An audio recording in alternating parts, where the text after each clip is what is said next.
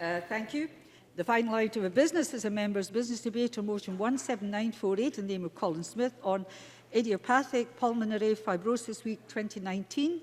This debate will be concluded without any questions being put, and I can ask those members who wish to speak in the debate to press the request to speak buttons now. And I call on Colin Smith to open the debate. Mr Smith, please. Thank you, Presiding Officer, and can I thank all members across the Chamber who signed my motion helping raise awareness of idiopathic pulmonary fibrosis, a little-known condition, but one that around 2,500 of our constituents across Scotland are living with today. I used to joke that I had the grass in my street that never got any longer. I'd go out to my work and when I came home at night, it had been mysteriously cut because that's what dads did. I remember though in summer of 2011, I noticed the grass getting a little bit longer between those cuts. Now, Dad wasn't without his health challenges. He'd suffered a couple of heart attacks over the years and been diagnosed with heart disease and also diabetes. But he was a strong and active man. So when I asked him if he was feeling okay, did he want me to cut my grass, he said, "Don't be daft, I'm fine, just a little tired, and anyway, I've seen the state of your lawn after you've cut it." A few weeks later, though, Dad developed a dry cough. Again, he brushed my concerns aside. Soon the cough became a chest infection, and I convinced him to go to the GP, who treated him with antibiotics. But the infections became more frequent, each time taking longer to treat and longer to recover from. The GP also detected a build-up of fluid on Dad's lungs. This was put down to his heart disease, and doctors began adjusting his medication, but to little effect. Tiredness became breathlessness when walking even the shortest distance. Dad's GP prescribed oxygen at home to help ease his symptoms, a few hours a day to begin with, but soon all day when he was at home. More than a year after the first symptoms, the hospital admissions became more frequent, but there was no real diagnosis other than Dad's long-standing heart disease. In early 2013, Dad was admitted to hospital yet again when his breathing became more and more difficult.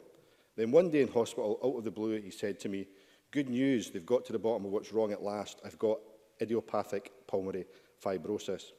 Now, I'd never heard of it, but I remember leaving hospital that day actually feeling quite upbeat. After months of frustration watching the one person who never let anything get in his way, battling just to walk even the shortest distance without being out of breath, I thought, at last, they've got to the bottom of the problem. They can now get on with fixing it. I went home and did what we all do. I Google searched the condition to find out what IPF was and what more could be done. The results told me that the IPF was scarring of the lungs. It caused the lungs to harden, making it more difficult to breathe. But then I read on and remember feeling sick to the pit of my stomach when I did. It said the scar tissue cannot be repaired. There's no cure for IPF. Survivability is worse than for most cancers. Few survive more than 3 to 5 years after diagnosis. There was no drugs that would make any meaningful difference. In fact, I remember Dad's consultant prescribing steroids, but openly admitting they were unlikely to have any effect at all. Dad continued to battle his condition, but began to deteriorate further. The impact of the IPF was simply putting too much pressure on his heart condition. Almost 2 years after first showing symptoms of IPF, just weeks after being diagnosed, he passed away on the 8th of May 2013. What causes IPF itself remains largely unknown. Researchers believe that some people may be genetically predisposed to the condition. They also believe that the body creates fibrosis, scarring that I referred to earlier, in response to the injury to the lung. For example, in those who have been exposed at work to dust, and certainly Dad worked in an industrial background for many decades. That highlights the issue of inequalities in lung disease. Incidents tend to be higher in post-industrial areas, meaning not only that rates in Scotland are higher than the UK average, but the rate of lung disease related to deaths in, say, a city like Glasgow, with its industrial background, is almost double that of its neighbouring local authorities of Eastern Bartonshire and East Renfrewshire. A serious shortage of data on IPF, however, makes it difficult to get a precise idea of the impact of these regional inequalities, with neither the NHS Information Services Division nor the Scottish Government holding data centrally on how many people are diagnosed with IPF. But from the information we do have, we know that IPF is a growing problem, with both prevalence and mortality from increasing here and across Europe. It remains a poorly understood condition. Its non-specific symptoms make it challenging to recognise, and the high risk of fatality posed by a biopsy makes it difficult to diagnose. Currently, more than a third of those with IPF had been misdiagnosed, with the condition commonly mistaken for asthma, COPD or heart problems. More than half of patients waiting more than 6 months to be diagnosed, with 1 in 5 waiting more than 2 years. The Government's up-and-coming Respiratory Care Action Plan is a chance to help change that, to make much-needed progress in both the diagnosis and the treatment of IPF. It's critical that GPs and other healthcare professionals have the knowledge and training to recognise symptoms and to know to run the appropriate tests. A proper lung cancer screening programme, for example, at least in the form of a pilot, would help detect lung cancer earlier instead of the current position where half of all diagnosis of such cancer in Scotland is at the most advanced stage, but it would also help detect other conditions such as IPF. There needs to be greater understanding of how IPF relates to other conditions and how it presents in those with, for example, heart disease. More also needs to be done to improve treatment. I said earlier that when Dad was diagnosed, there weren't any drugs that could make a difference, but today new medications such as nintedanib and pirfenidone have been shown to slow down the progression of the condition, not only extending lives but improving the quality of life. Yet these medications are only available to those with lung function of below 80%, excluding many who would benefit from early intervention to improve their life expectancy. And there's also a postcode lottery when it comes to the prescribing of such medication. While these medications can help to slow down the scarring process, we know that IPF still can't be stopped entirely. That's why long-term specialist support is essential. Specialist nurses have a vital role to play in delivering that high-quality expert care those living with IPF need. But at present, provision is still woefully lacking. Only 4 health boards across Scotland have access to any specialist nurses trained in dealing with IPF, and even then their time is incredibly stretched. For example, there's just 1 specialist nurse covering the entirety of NHS Greater Glasgow and Clyde. The Respiratory Care Action Plan therefore should include increasing specialist nurses for IPF across Scotland as a key priority. But as well as very limited access to specialist nurses, access to pulmonary rehabilitation also varies significantly. Such rehabilitation is typically associated with the treatment of COPD, but it can be useful to those with IPF, as well as equipping people with exercises to improve their fitness and helping them to control the physical symptoms of the condition. It also acts as a source of support and information from health professionals and peers with similar conditions. Yet despite these clear benefits, the referral rate in some areas is as low as 2%, with capacity consistently falling short of demand, an issue I know that the charity Chest, Heart and Stroke are campaigning vigorously to improve. Presiding Officer, much more can and needs to be done to improve the diagnosis and the treatment of idiopathic pulmonary fibrosis, and I hope the Government's Respiratory Care Action Plan will help deliver that. The outstanding work of the British Lung Foundation in campaigning so effectively in all areas of lung health also will play a vital part, and I hope to play my part as the IPF champion. But in the long term, we should not settle for managing the symptoms of a fatal condition. In the last 6 years since my dad passed away, we have seen advances in the medicines available. And with enough investment and research, we can turn the focus from managing this dreadful condition to better understanding its causes and ultimately curing or preventing idiopathic pulmonary fibrosis. Thank you. Thank you very much, Mr Smith. Can I remind members who wish to speak in the debate to press the request to speak buttons? I now call Emma Harper to follow by Alexander Stewart. Ms Harper, please. Thank you, Presiding Officer. I'd like to, first of all, congratulate Colin Smith for bringing this important motion to Parliament today, welcoming Idiopathic Pulmonary Fibrosis Week. I'd also like to thank the British Lung Foundation and Chest, Heart, Stroke Scotland for their briefings ahead of this debate. I found them very helpful.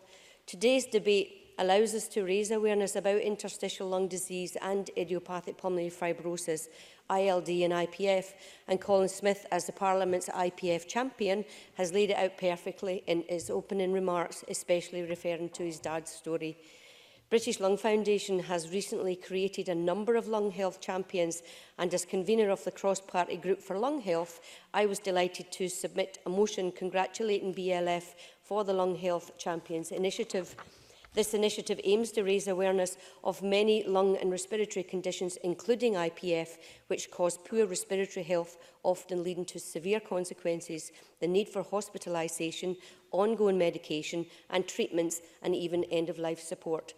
I'm sure we will all be raising these specific issues in future members' debates, which will keep lung health high on the Scottish health agenda.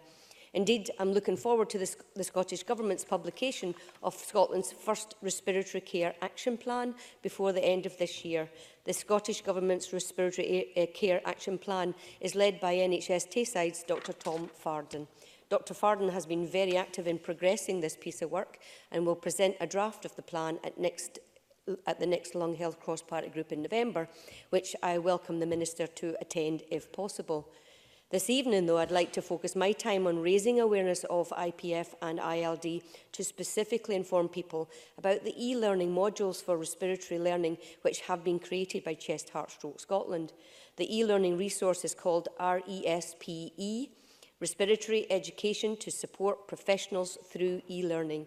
The RESPE module has been created for health professionals and is aimed at staff and students working with respiratory patients, covering anatomy and physiology, assessment, treatment and management of many lung conditions. It's free, it's interactive, and it can be used as part of evidence for re-registering, which is what I did at the weekend. I completed the IPF module myself, and I will be able to use that for my own portfolio of learning to keep up my own nurse registration. And I'm sure Chamber knows already I am a registered nurse. So this module provides lots of information, and it does include ILD and IPF, including the challenges of managing breathlessness, which is associated with IPF. The module presents many of the data that we have heard already, and the assessment, diagnosis and causes and treatment, such as rheumatoid arthritis as one immune system cause, systemic sclerosis, lupus and dermatomyositis. It's very interesting to hear that there's 2,500 people affected in Scotland, and more common in men is IPF and ILD, and more common in men and women, and more common but not limited to persons over 65. The module highlights the effectiveness of pulmonary rehab again as well, and thanks to Chest, Heart, Stroke Scotland, this is a great resource.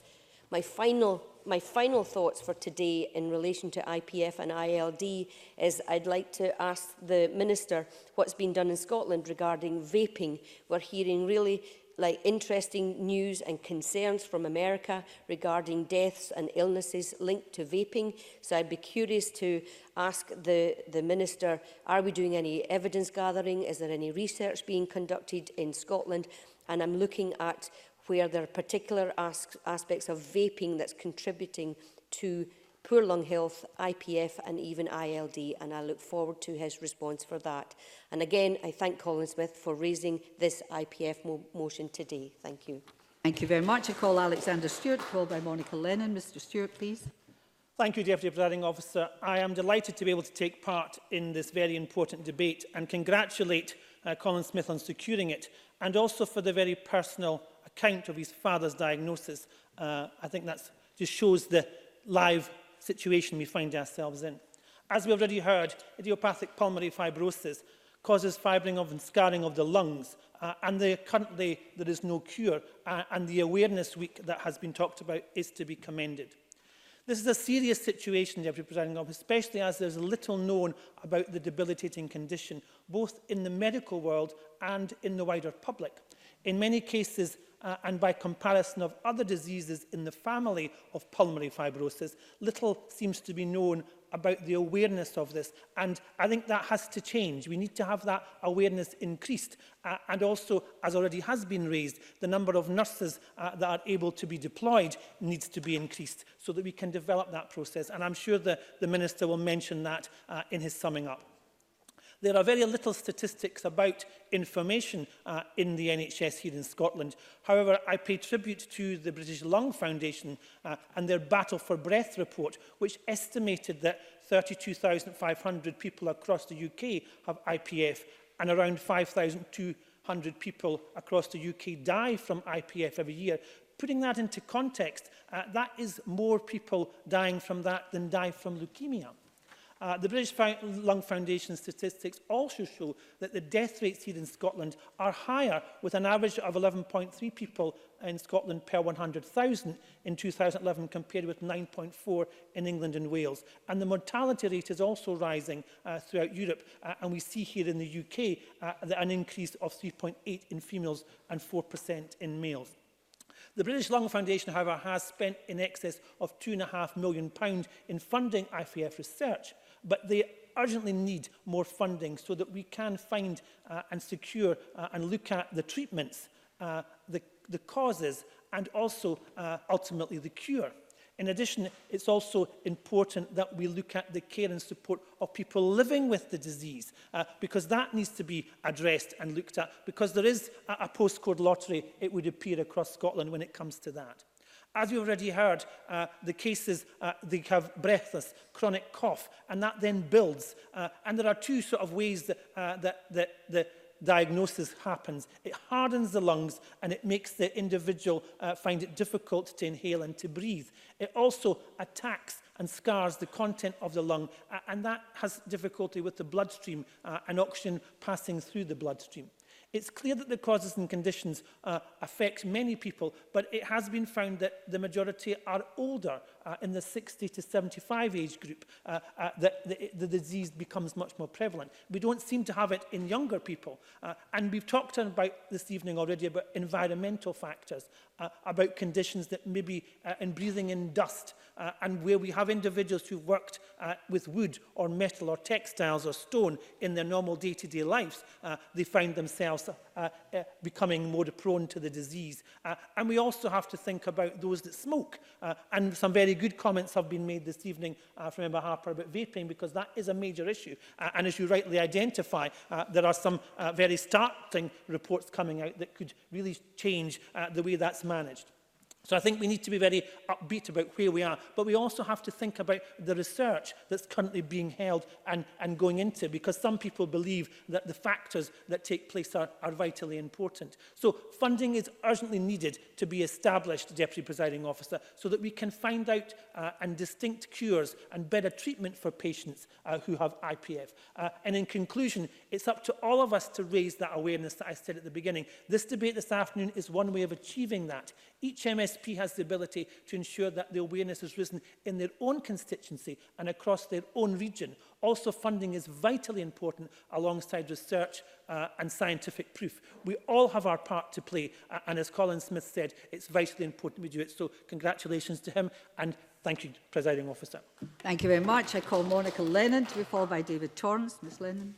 Thank you, Presiding Officer, and thank you to my colleague Colin Smith for bringing this debate to the Chamber, but for having the courage to stand up and tell us about his dad's experience and the impact on his own family in order to raise awareness and to help other people across Scotland.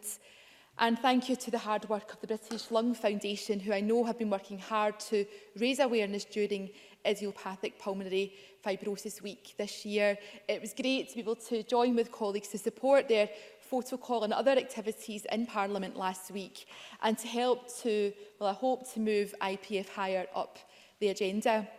Unlike other respiratory and lung illnesses like COPD, for example, I would agree with the points made about the comparatively low awareness of IPF. Prior to the recent work of the British Lung Foundation, I have to admit my own knowledge of this life-shortening condition was patchy. It was shocking to me that as many as 5,200 people across the UK die from this disease each year, and it's equally as worrying that Scotland and the UK have some of the highest mortality rates in Europe. That's why I have to commend BLF for the work they have already done in raising awareness of this condition. The BLF Commission's opinion poll for IPF Week confirms that awareness of this condition is low, with over 3/4 of respondents stating that they wouldn't know what to do if they were diagnosed with the condition, and that more research into IPF is needed. For a condition that affects so many Scots, it's troubling that the treatment options for managing IPF remain so narrow. It must be really difficult for those affected and their families. And it's clear that early diagnosis is absolutely key, so that where drug prescription is dependent on lung function, those with IPF have as much time as possible with their loved ones. And as the recently appointed BLF Parliamentary Champion for Pulmonary Rehab, hot off the press as of yesterday, I can assure colleagues across the Chamber and those watching this debate that I will do all that I can to help raise awareness and improve the availability of treatment for those with IPF. And I'm delighted to be working with so many lung health champions right across the Chamber. I was disappointed to learn that only 53% of IPF patients have completed a course of pulmonary rehab and that only 14% receive pulmonary rehab which is specifically tailored to their needs. The ILD-specific pulmonary rehab classes, which are delivered in Greater Glasgow and Clyde, have made significant improvements to patients managing their chronic conditions. But it is deeply unfair that this service isn't equally available right across Scotland. I'm sure that we would all like to see this type of specialist care developed and delivered in health boards across the country, and it's something that needs to be addressed in the forthcoming Respiratory Care Action Plan. In conclusion, Presiding Officer, we know that lung diseases like IPF cause misery for patients and their families right across Scotland. It remains one of the biggest killers, shortening the lives of far too many people and costing our NHS billions of pounds. It's clear that we do need to take further action to improve our understanding of these diseases and to invest in treatment options for those who are affected. I'd certainly like to see the proposed Respiratory Care Action Plan be brought forward as quickly as possible, and for that to contain some concrete actions on how we can start to improve data collection and treatment for those with IPF, and as Colin Smith pointed out, increasing specialist nurses who are so needed. And I think Emma Harper's made some really good points about vaping. I've tabled a number of parliamentary questions. I've had a few responses back, but it's clear that we need to be very vigilant about vaping and take a precautionary approach. So in conclusion, I think by all working together, we have a whole plethora of lung health champions. We can make a difference, and I can't think of a better IPF champion than Colin Smith. Thank you very much. I call David Torrance, who will be followed by Brian Whittle. Mr Torrance, please. Thank you, Presiding Officer, and thank you to Colin Smith for securing this debate in the Chamber today. I would also like to take a moment to welcome a daughter of one of Fife's IPF group members to Parliament in this debate. Like many other people, until fairly recently, I didn't know very much about idiopathic pulmonary fibrosis. I'd heard of it, but didn't fully understand the disease or appreciate the impact it has on individuals and families, until I headed along to show my support for the Fife and Tayside support group when they held an awareness stall at Victoria Hospital. The stall was not only successful in raising over £300, but was a great opportunity to highlight the effects of this disease. Despite a steady increase in the number of people living with the condition, it remains a poorly understood and incurable disease. There are 2 treatments for IPF, but they only help to reduce the rate at which it progresses and can often have significant and severe side effects. Equally, a lung transplant, which is only suitable for few people, is the only other way. With an average life expectancy of only 3 to 5 years following a diagnosis of IPF, it's clear to see just how important it is to ensure that the proper support is available to patients. The facts and figures relating to this disease are startling, but it wasn't until I met with some members of a local support group that the harsh and stark reality of living with this chronic disease really hits home. The Fife and Tayside IPF support group is one of 3 in Scotland and has been active since November 2017. Born out of the need for individuals and families who are desperate for information, reassurance, support and understanding and hope, it is a place where friendships are made. The group currently has in the region of 27 members, but as one member explained to me, due to the often rapid progression of the disease and the increase in the people being diagnosed with IPF, the number can fluctuate greatly over a very short space of time. I was saddened to hear that this one small group alone had lost 5 of its members this year. Speaking to them, it was clear to see just how vital support such as this group is, not only for those that have received the diagnosis, but to their family and loved ones. Words I frequently heard when they discussed a moment in the consultant rooms, listened to a diagnosis, were shock, bewilderment and confusion. Because being told that you have a chronic and progressive lung disease that has no apparent or known cause, in which you have probably never heard of before, and for which there is no cure, tears people's worlds apart. How did this happen? Why did this happen? What will happen to me now? And how long do I have? Faced with such uncertainty, a multitude of unanswerable questions, sufferers can often find themselves spiralling into depression as a result, which is why access to practical advice and support at this crucial time is so important. It is vital that patients are given as much information as possible and made aware of the support that exists. One member of Fife and Tayside Group, Alan, described the moment he was diagnosed following a year of being treated for COPD. A penny didn't drop at first. Both my wife and myself were just relieved that I didn't have cancer of some sort, not realising that IPF is in fact a terminal condition. I am not a fan of looking up the internet on medical matters because it usually gives examples of the worst cases. However, on this occasion, curiosity got the better of me and I looked up IPF. It's fair to say we were both stunned into silence by what we read.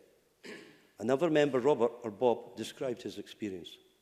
The doctor told me he thought I had IPF. I had never heard of it before. He printed me a 3-page article and sent me on my way. When I got back into my car and sat and read the printout, it was only in the last page, in the last paragraph, that I read the prognosis of 3 to 5 years life expectancy. This completely knocked me for 6. Both these gentlemen have now sadly passed away, but their testimonies clearly illustrates the need for increased awareness and understanding of this disease. So in conclusion, Presiding Officer, I welcome Action for Pulmonary Fibrosis, the British Lung Foundation and the Pulmonary Fibrosis Trust, and every single support group across the country during IPF World Week, as they work to advance understanding and increase awareness of this disease and the devastating impact it has on lives of sufferers and their families. As research continues, I very much hope that new treatments and ultimately a cure can be found. Thank you very much. I call Brian Whittle to be followed by James Kelly. Mr Kelly is the last speaker in the open debate. Mr Whittle. Thank you, Deputy Presiding Officer, and can I congratulate Colin Smith for securing some time in the Chamber to debate this topic, and also thank him for a personal testament of his father's journey through IPF and his family's journey through that, because in reality that is going to be much more effective than anything else that we are able to add to the debate today, so I thank him for that. I mean, what causes idiopathic pulmonary fibrosis? I mean, it is part of a group of conditions known as interstitial lung diseases that cause scarring to the tissue deep inside the lungs, which in turn prevents proper airflow from occurring within the lungs and gets progressively worse. Now, in several cases of interstitial lung disease, the cause is known. However, in the case of idiopathic pulmonary fibrosis, the cause is unknown. I mean, the medical term for unknown causes is idiopathic. Therefore, IPF is defined as a lung scarring of unknown cause. Although the causes of IPF are unknown, there are certain factors that may increase, and I think may is an important word here. To me, it says that we don't know enough about this issue, and it may increase a person's chances of developing it. These are known as IPF risk factors, which can include, as we've heard, cigarette smoking. Now, to me, the direction of travel I've decided to go in is the fact is that it makes sense to me that something like cigarette smoking would certainly add to the risk factor, and that's something that this Parliament has had really groundbreaking work on this particular issue. But I think it's so important to us that we continue to drive that work forward, because I think that's something that's certainly not finished yet. That work is not finished yet. I think also Emma Harper raised, and it's been raised before, the impact of vaping, and it's another issue for me when those who are representing the vaping companies came to my office. I think they expected me to support what they were doing, and I think we're taken aback when inhaling anything foreign into your lungs has got to be bad for you. So I think it's right that we raise that, and as my colleague here suggested, that especially some of the stuff that's coming out of the States, is really important that we pay cognizance to that. Viral infections like Epstein-Barr, which I think is quite difficult to detect. I'm aware that we have a nurse in our midst here, so might be able to correct me, but I think Epstein-Barr is actually quite difficult to detect. Influenza is another one of them. Hepatitis C, which when I read about that one, that's another thing that is within our gift to eradicate. We all have the herpes viruses as well. But the other one that really jumped out to me was this exposure to environmental pollutants, including that sort of inorganic dust and silica and hard metal dusts, organic dusts, bacteria and animal proteins, gases and fumes. And again, the environment is something that's becoming so much more to the fore, and it's something that we can impact there. There are obviously certain medications as well for to keep your heartbeat regular, apparently. Crohn's disease, urinary tract infections, rheumatoid arthritis. Some chemotherapy or cancer medicines can have a negative impact on it. And geoesophageal reflux disease at GERD, scientists have found that 9 out of 10 people with IPF also have GRD. As a result, some scientists think that people who have GRD may breathe in tiny drops of acid from their stomach on a regular basis, which may injure the lungs and lead to IPF. However, again, more research must be done to confirm this assumption. So I think as there's many conditions here, Deputy Presiding Officer, that I think are linked, and some of the work that we're doing in here I think will impact upon instances of this disease. It is progressive, it is debilitating, and ultimately will shorten life expectancy. And I think one thing that I will say before I sit down is the impact of that debilitating condition on loneliness and social isolation. So there's many things to think about here. Again, I thank Colin Smith for giving us the opportunity to debate this today. Thank you. Thank you. I call James Kelly. Thank you, Deputy Presiding Officer, and can I start, as others have done, by thanking Colin Smith for bringing this important debate forward, and can also genuinely thank Colin for telling his story with his dad, you know, which really kind of shone a light on IPF and some of the issues that have come out during the course of the debate. What's clear is that it's a disease that there's not enough known about, and hopefully the debate we're having tonight will help raise that awareness. I'm aware from the briefing provided by the British Lung Foundation that 32,500 people are affected across the UK. However, the more you look into it, you know, there are clearly areas of concern around this. In terms of the treatments, there's only 2 drugs available for treatment, and they're not available to everyone that suffers from this condition. And that clearly has got to be a real matter of concern. I think in terms of the British Lung Foundation, who put the briefing together and do a lot of work around raising awareness around lung disease, I want to pay tribute to them. They recently hosted me with a group of patients at the New Victoria Hospital in Glasgow, patients who attended classes for people with lung disease, particularly COPD, and those patients explained the great benefit those classes had had in terms of helping them with the exercises for the lungs, and also education about their various conditions. I think what the debate has brought out is that there are a number of actions that we need to look at as a parliament, working across parties going forward. Clearly we need to raise greater awareness of IPF. There's little known, I think, in the public domain about the disease, and obviously, as Brian Whittle and others were saying, the causes of the illness. And we need to greater understand the different treatments that can be used. As I say, there are only currently 2 drugs. I think part of that has got to be the production of a respiratory care plan, and I welcome the fact that the Scottish Government are going to produce that later in the year. I think that will, that'll flush out a lot of the issues that we've discussed here this evening. So, in summing up, Deputy Presiding Officer, I thank Colin Smith for bringing forward this debate, for sharing his personal experience.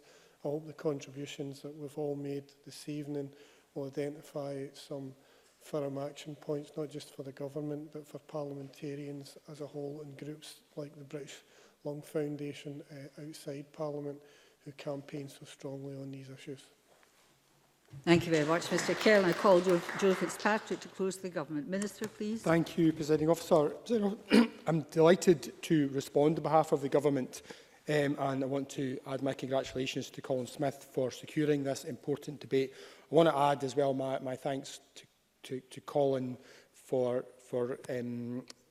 sharing his dad's experience. I know that it's not always it's not easy, and I could hear how that was bringing things back to you. So thanks for doing that, because it does help make us understand exactly what it is we're talking about here. So thank you very much.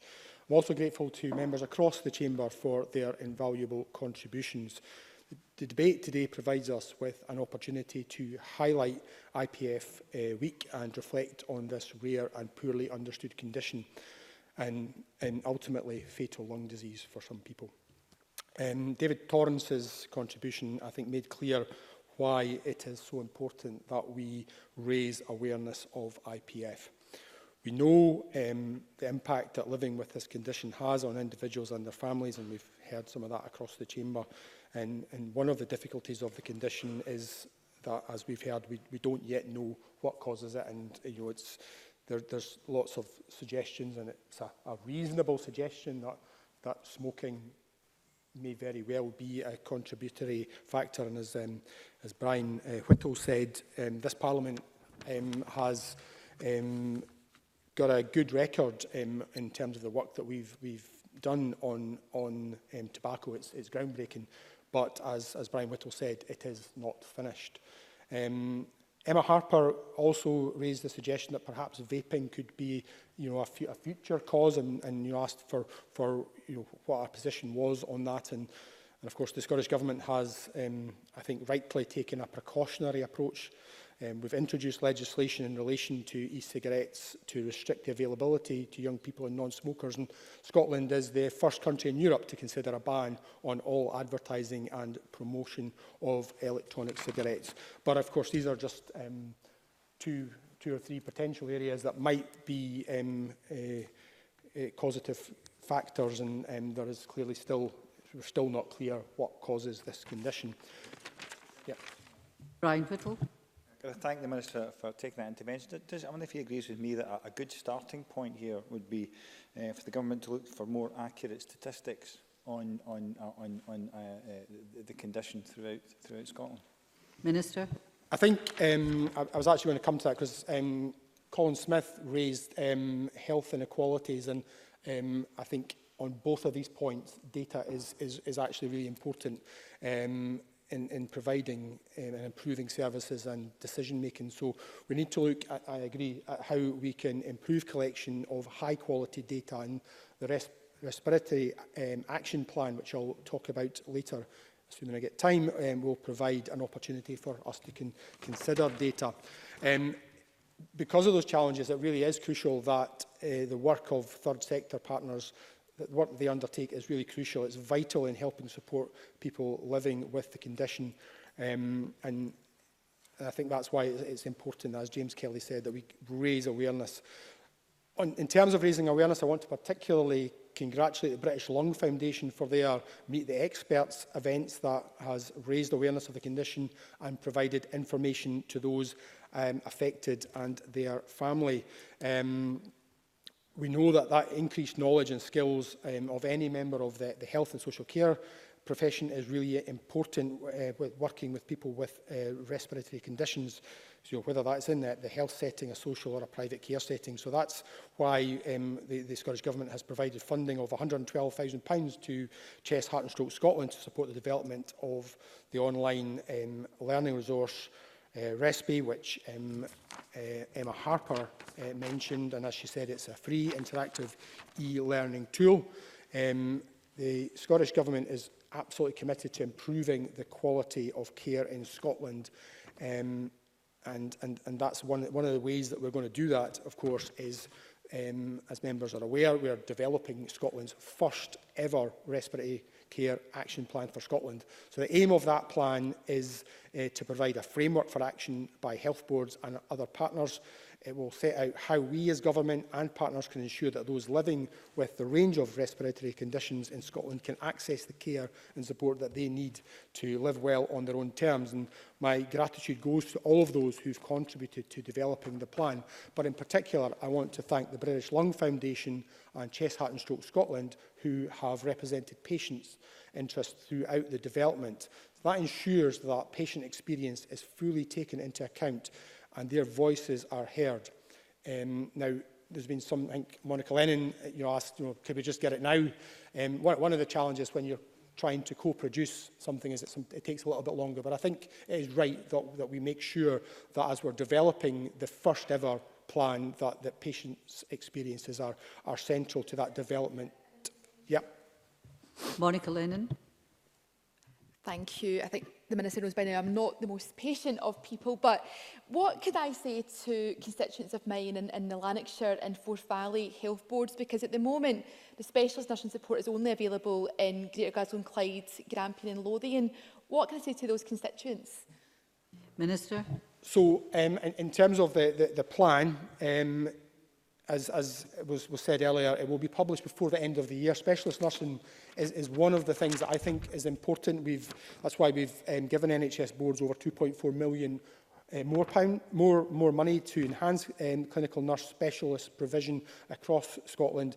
Some boards have used that to directly employ, other boards have used that to provide training, so there's been a bit of flexibility, but it will be interesting to hear the feedback in terms of the action plan when it's published later this year, towards the end of the year. That will be a draft, so there will be the opportunity while we've engaged to get it to the point of publishing a draft plan. Members will know my ability to listen and hear if there's need for that to be further amended. So that will be a genuine draft that will then hear thoughts back and obviously continue to work with British Lung Foundation and Chest, Heart and Stroke and others. I know that both those organisations, both British Lung Foundation and Chest, Heart and Stroke Scotland, are already planning how they will make sure there's additional patient engagement when the draft plan is published. And I think that is really, really important. If we're trying to improve services, it is really important that we do that listening to people who know best, and that's the people who are currently using the services. One final thing, Presiding Officer, that I want to cover that was covered by a number of members is pulmonary rehabilitation. Colin Smythe, Emma Harper, Monica, and I think just about everybody mentioned it, and there's been a good piece of lobbying around that, and rightly so. It's a well-established, evidence-based and it clearly shows its benefits in helping support self-management. So it's already a key recommendation in national clinical guidelines, which we expect NHS boards to follow, but we have all spoken to people who have made the point that I spoke to a number of people in Angus and Forfar, where the feeling is that they have particularly good pulmonary rehabilitation, but their point is, so why can't that be the same everywhere else? And I think that's a good point.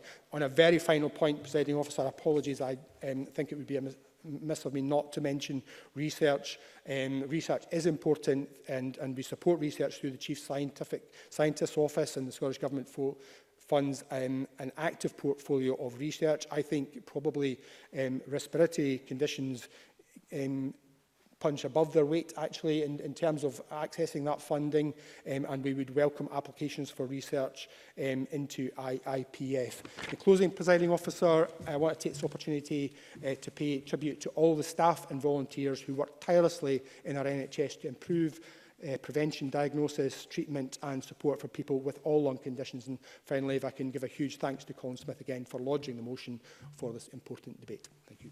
Thank you, Minister. That concludes the debate, and I close this meeting of Parliament.